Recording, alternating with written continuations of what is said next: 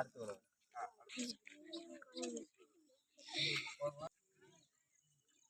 என்ன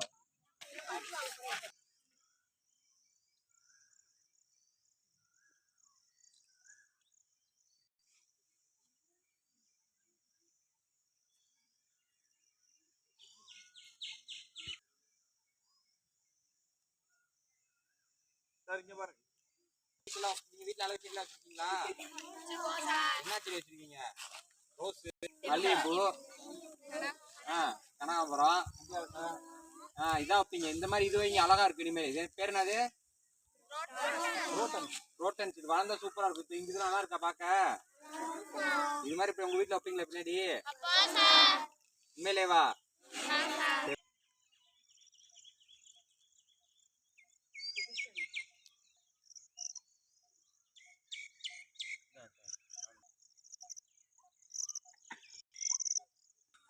செடியோட பாத்துருப்பீங்க உங்க வீட்டு பக்கம். நம்ம என்னன்னா தக்காளி, மிளகா, கத்திரிலாம் இருக்குல்ல, அத விதைய வந்து இதெல்லாம் விதை வந்து இதுல போட்டு வைப்போம். சரிங்களா? நார்மலா எப்படி பாத்துருப்பீங்களா? வீட்டுக்கு பக்கத்துல எப்படி பார்த்து வச்சிருப்பீங்க?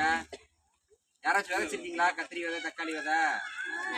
இப்ப நம்ம வைக்கிறோம்ல, விதை கொஞ்சம் விதை, மிளகா விதை. இது என்ன விதை? சரியா? இதெல்லாம் நம்ம வந்து ப்ரோட்டரியில போடுவோம். இது வந்து இது பேர் என்னது? புளித்தட்டு. என்ன பேர் இது பேரு? சரிங்களா? இதுலதான் நம்ம வந்து இது என்ன தெரியுமா? இதெல்லாம் போடுறாங்களே ப்ரௌன் கலர்ல ஏதோ போடுறாங்களே, என்ன தெரியுதா?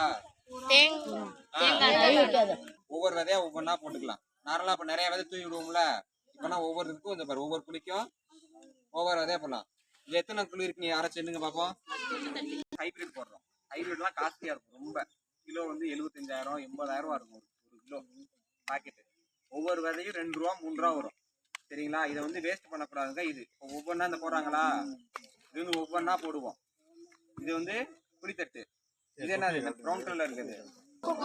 சரிங்களா? இது எதுக்குன்னா தண்ணி நல்லா தாங்கி வச்சுக்கணும். விதைக்குன்னா தண்ணி ஊற்றணும்ல, நம்ம தினம் தண்ணி ஊற்ற முடியாது சில நேரம். அதுக்குன்னு இது இல்லாமல் தண்ணி ஊற்றி நல்லா தண்ணி பிடிச்சி வச்சுக்கிறோம். எப்போ விதைக்கு தேவையோ அப்போ விட்டுரும். ஸோ விதை வந்து அப்போ நல்லா வேர் விட்டு வரும். சரிங்களா? இது வந்து போடுறது மிளகா விதை. வேறு போடுறீங்களா? இதுல வந்து என்ன, கொக்கோ பிட்டை ஃபில் பண்ணணும். சொல்லி கொடுங்க. ஒவ்வொரு விதை போடு, ஒவ்வொன்றா போடு பாரு.